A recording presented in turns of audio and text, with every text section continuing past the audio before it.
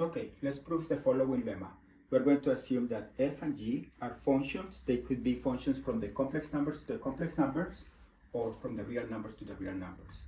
And we have that if the limit of the function f when f goes to c to 0 is a complex or real number a, and the limit when c goes to c to 0 of g of c is b, and c is a constant. If we are working with the complex numbers, we can assume that it's a complex number or a real number in this case.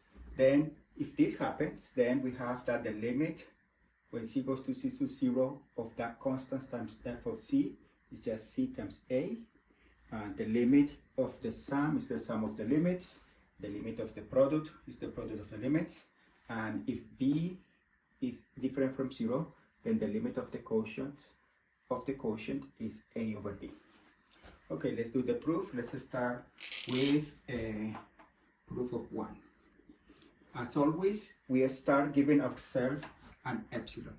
Then let's suppose given epsilon greater than 0, and we need to find a delta. Then since we have this property, I know that there exists a delta bigger than 0, such that f of c minus a is smaller than epsilon over 1 plus the norm of c.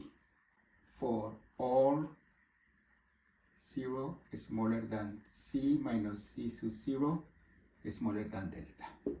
But now if we take a c here, we have that c times f of c minus ca, the norm of this, is equal to the norm of c times the norm of f of c minus a.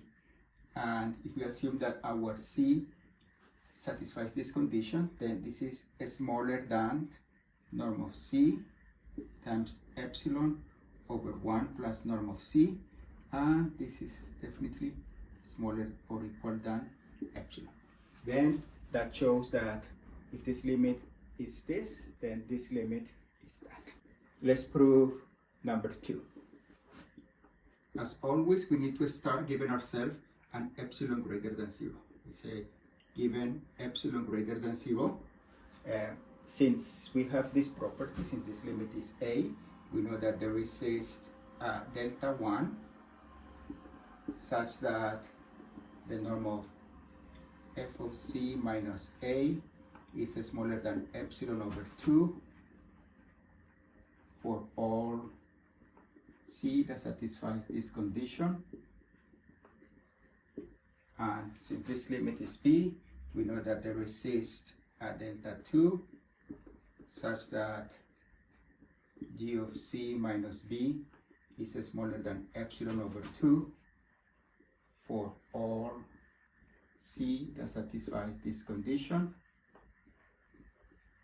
But then if we pick delta equal to the minimum of delta 1 and delta 2, and we take c satisfying this condition,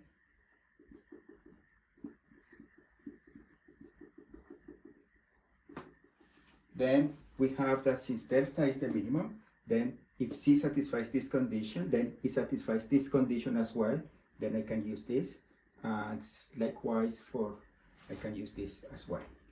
Then to show this limit, we need to estimate f of c plus g of c minus I plus b, and we want to show that I can make this smaller than epsilon if c satisfies this condition. Then this is smaller or equal than the norm of f of c minus a plus g of c minus b. I'm using the triangular inequality, and this is smaller than epsilon over 2 and epsilon over 2, and this is epsilon.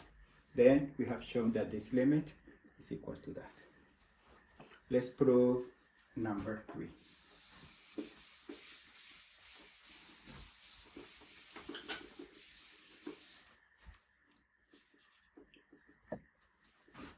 we start giving ourselves an epsilon, given epsilon greater than 0, and somehow we need to estimate f of c, g of c minus a times b.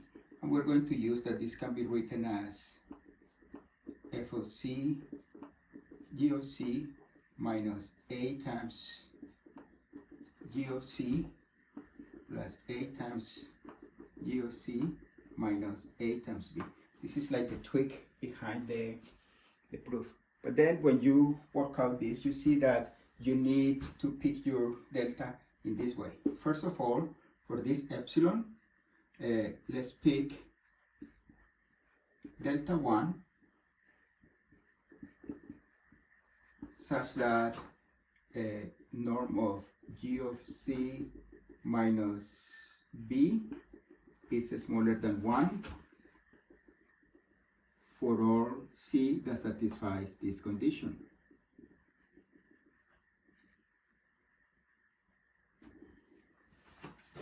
Also, let's pick delta 2 such that the norm of f of c minus a is smaller than epsilon over 2 times norm of b plus 1 for all 0 smaller than c minus c sub 0 smaller than delta 2. Let's pick delta 3 such that g of c minus b is smaller than epsilon over 2 times 1 plus norm of a. Then once we have selected delta 1, delta 2, and delta 3, we pick delta to be the minimum of delta 1, delta 2, delta 3, and then we consider a c such that this is true. Notice that since delta is the minimum, once you have the c satisfies this property, then this property is true, then we can use this. This property is true, then we can use this. And here I forgot to say that I wanted this property to be true for values that satisfies this. Then we just can't continue with this argument. Let me rewrite it. And we have that g of c times f of c minus ab is equal to f of c times g of c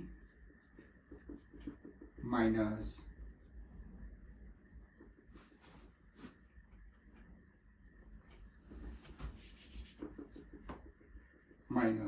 a times g of c plus a times g of c minus ab, and this is smaller or equal than norm of g of z times f of c minus a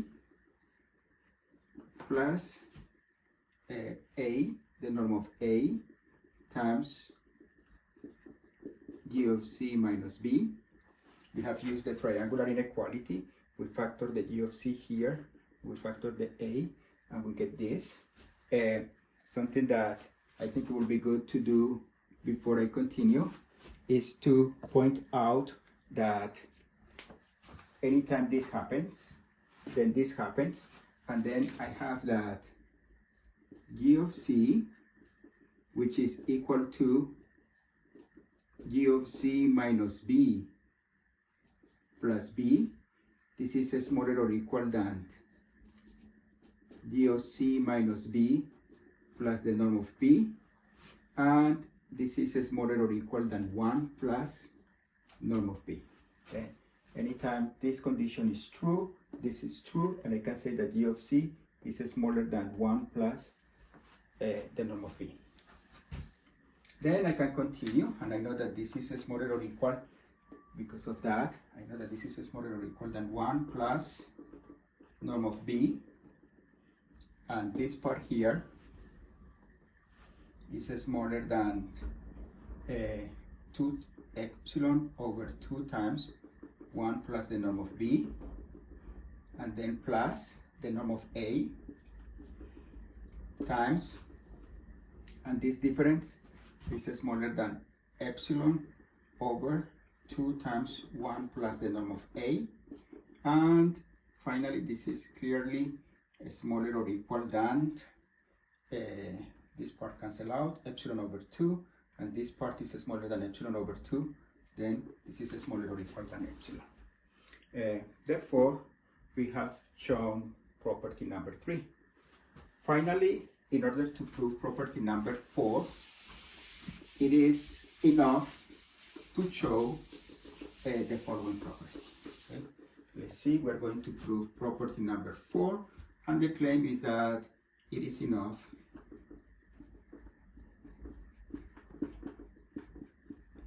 to prove that the limit when c goes to c sub 0 of 1 over g of c is 1 over b, because once we have this, we can use property number 3, and this is just the product of f of c with this, then it will converge to a over b. Then we just need to show this. Then let's prove this. Then again, we give ourselves an epsilon. Given epsilon bigger than 0, we pick delta 1 bigger than 0, such that the norm of g of c minus b is smaller than the norm of b over 2. Notice that we are assuming that the norm of b is different from 0, therefore it's positive. Then we can pick this delta 1. And this is for all c that satisfies this condition. But this condition implies that the norm of b, which is the norm of b minus g of c